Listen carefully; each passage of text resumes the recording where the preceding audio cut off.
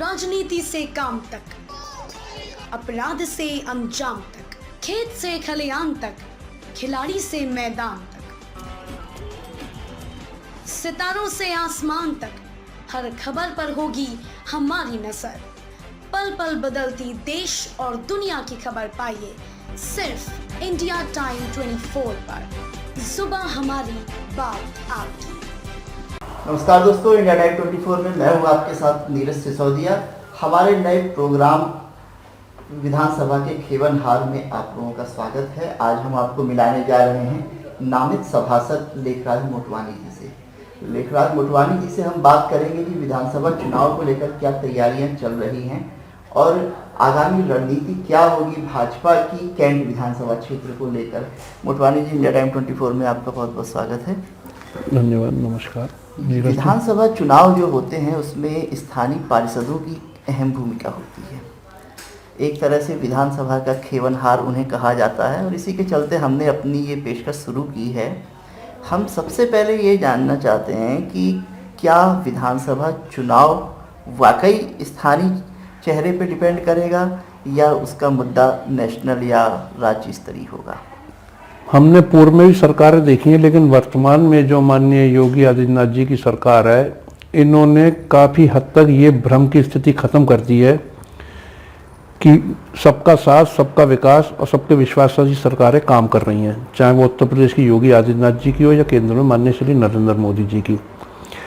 लेकिन हम लोग जो हैं, हमें जब चुनाव का दिन होता है, जिस दिन हमें मतदान अपना करना होता है, तो हमें सिर्फ कमल का निशान दिखता है, हमें प्रत्याशी से मतलब नहीं होता है। हमारा एजेंडा भी यही है, क्योंकि हमारे सिंधु नगर का जो बालजत्ती में बूथ है वो बूथ संख्या 161 है। 161 में जब से निर्वाचन आयोग ने ये पद्धति अपनाई है कि जो पहला मतदान अपने बूथ पे करेगा उसको हम सर्टिफिकेट देंगे। इस बीच में 2 चुनाव आए या तीनों में फर्स्ट प्राइज मैं ही लेके आया। पहला चुनाव मतदान मैं ही बटन दबाता हूँ अपने बूथ का या मेरे पापा जी।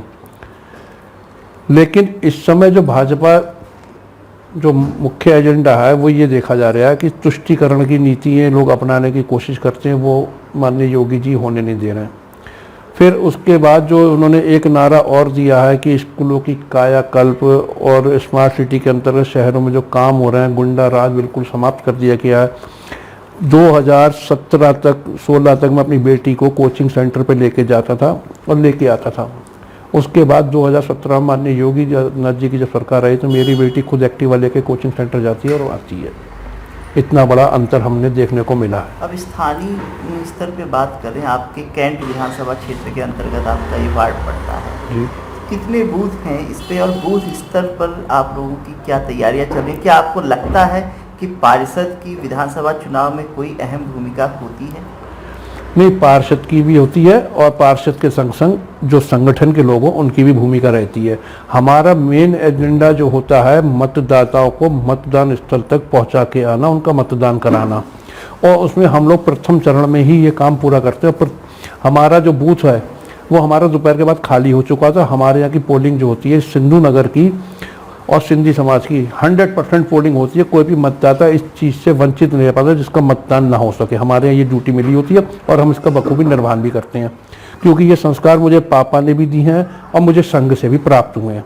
आप बूथ अध्यक्ष हैं? हाँ, बूथ अध्यक्ष हूँ। 161 नंबर का जो पूर्व में था, अब जिसका नंबर हमने अपनी की कमेटी पूरी बना दी है। कमेटी की जितनी सूची हमने संगठन को सौंप दी है। जो हमारे सेक्टर संयोजक हैं, क्षेत्र हमारे पार्षद भी हैं, उनको हमने सौंप रखी है। हमारा काम पूरा अपडेट हो चुका है आज से 10 दिन पूर्व। तो चुनाव वाले दिन आप क्या करेंगे? चुनाव मान लीजिए अगर 21 तारीख को होता है तो हम 20 तारीख की रात को संपूर्ण जागते हैं, हम सोते नहीं हैं 1 मिनट भी। और जब जहाँ 7 बजे का मतदान का समय होता है प्रथम वोट डालने का, तो हम 5:30-6 बजे लाइन में लग जाते हैं, पहला मतदान डालते हैं। फिर उसके बाद दिन भर हम चलते हैं, पूरा मतदान खत्म हो जाता है, ईवीएम सील हो जाती है। उसके बाद हम मतदेय स्थल छोड़ते हैं, तब अपने घर पे आकर नहाना और खाना। 5 वर्षों की बात करें, विधायकों का कार्यकाल अब खत्म हो रहा है, आपके वार्ड में क्या क्या कार्य हुए जो जिन्हें आप उल्लेखनीय मानते हैं या उन कार्यों को लेकर आप जनता के बीच जा रहे हैं? भाई हमारा मेन, हमारे सिंधु नगर एक इतनी स्मार्ट कॉलोनी है कि जब 2001 में पार्षद था माननीय IS तोमर जी यहाँ के महापौर थे, तो उन्होंने एक आदर्श कॉलोनी का को दर्जा दिया था सिंधु नगर को। अब की जो माननीय महापौर जी आए हैं उमेश गौतम जी, वो स्मार्ट सिटी के स्मार्ट मेयर होने के साथ साथ इस सिंधु नगर को सक्षम नगर कह के गए हैं कि सक्षम नगर है। तो इन्होंने वहाँ यहाँ पे जिम्मे भी लगवाई हैं, बेंच भी लगवाई हैं, डस्टबिन भी लगवाए हैं, डोर टू डोर का कार्यक्रम हमारे फर्स्ट क्लास चलता है कि आप हमारे यहाँ अगर 8 बजे भी आएंगे तो आपको हमारे यहाँ एक भी तिनका कागज का या पन्नी का नहीं मिलेगा। कौन से इलाके आते हैं वार्ड में आपके? मेरे तो वार्ड 80 पूरे हैं शहर के। मैं तो कहीं पे भी कार्य कर सकता हूँ क्योंकि मैं एक ऐसा अकेला व्यक्ति हूँ जो यूपी में दोबारा नॉमिनेट, भाजपा की सरकार जो 2001 में माननीय राजनाथ सिंह जी की तब मैं नॉमिनेट होकर आया, अब माननीय योगी आदित्यनाथ जी की है तो मैं नॉमिनेट होकर आया हूँ।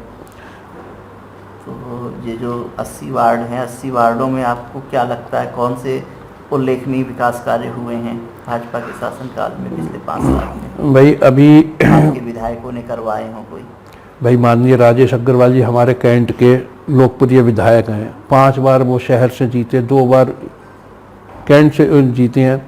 इन्होंने जो आज तक हमारे आज भारतवर्ष जब से आज़ाद हुआ ऐसी ऐसी गली थी जहाँ नहीं बन पाई, उन्होंने मेरे सामने अभी मेरे क्षेत्र में मैं देखता हूँ वार्ड 6 में उन्होंने कई काम किए हैं। इतनी लंबी लंबी सड़कें बनवा डाली हैं उन्होंने, गलियाँ छोटी छोटी थी, लंबी बहुत थी, वो भी सब बनाई हैं उन्होंने। और यहाँ तक कि जब भी मैंने उनसे किसी काम को कहा उन्होंने तुरंत मेरा काम आग्रह को स्वीकार किया और करवा के दिया। इससे पूर्व में हमने यहाँ के सिंधु एक सड़क थी लगभग 58 से 160 मीटर की, वो उन्होंने तुरंत बनवा के दी। तो अब अगर बात करें अगले विधानसभा चुनाव को लेकर, तो क्या ऐसा मुद्दा है या क्या आपका कोई ऐसा ड्रीम प्रोजेक्ट है, क्योंकि आपके तो पूरे शहर के 80 वार्ड हैं, इस शहर को आप क्या दिलवाना चाहेंगे अपने भावी विधायकों से? मैं ये चाहूँगा जो पब्लिक की जो मेन अपेक्षा होती है माननीय जनप्रतिनिधियों से, वो ये होती है नाली, सीवर, बिजली और सड़कें। वो इन सब जनप्रतिनिधियों ने इस शहर को दे चुके हैं। और आज भी माननीय योगी आदित्यनाथ मुख्यमंत्री जी का आदेश है कि 24 घंटे बिजली गाँवों को, शहर को दी जाएगी। इन सरकारों से यही एक इतना अच्छा लाभ है कि एक तो समाज संगठित है और समाज जो है निडर होकर अपने काम कर रहा है। व्यापारी पहले लूटता था, मुझे वो दिन भी याद है, एक दिन में 7 लूटें बरेली शहर में हुई हैं, लेकिन आज एक भी व्यापारी की लूट पूरे यूपी में नजर नहीं आती कि व्यापारी कहीं लूटा है। पहले क्या अपहरण उद्योग थे, दंगे होते थे यूपी में, आज यूपी में एक भी दंगा नहीं हुआ। अपहरण के उद्योग योगी जी आने से बंद हो गए हैं, माफियाओं को जेल में डाला जा रहा है, बुलडोजर चल रहा है माफिया के अवैध संपत्तियों पे। तो माननीय योगी जी अपने लिए नहीं कर रहे हैं, वो प्रदेश की 25 करोड़ जो 22 करोड़ जनता है उसके लिए वो कार्य कर रहे हैं और जनता उनसे खुश है। शहर की बात कर रहे हैं कि शहर को क्या ड्रीम प्रोजेक्ट दिलवाना चाहते हैं आप? भाई जो भी विजन होगा विकास का आपकी नज़र में, जनता के बीच आप रहते हैं, उस विजन को आप भावी विधायकों तक पहुंचाएंगे कि नहीं पहुंचाएंगे? क्या विजन है वो? जो अभी शहर में काम चल रहे हैं, पब्लिक की उम्मीदें कभी ख़त्म नहीं होती हैं। पब्लिक ये चाहती है आज ये हो गया तो कल ये भी होना चाहिए।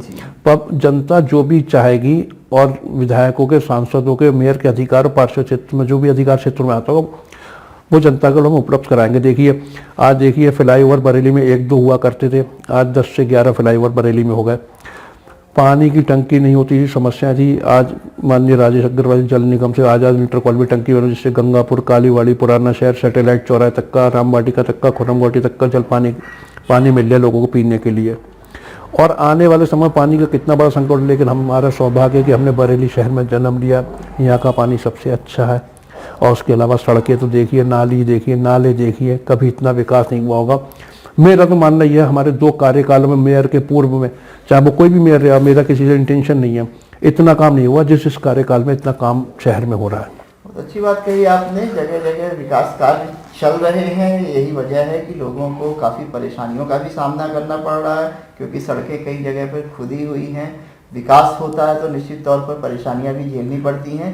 इंडिया टाइम 24 को अपना कीमती समय देने के लिए, हमसे बातचीत करने के लिए बहुत बहुत शुक्रिया। धन्यवाद नीरज, बहुत बहुत धन्यवाद।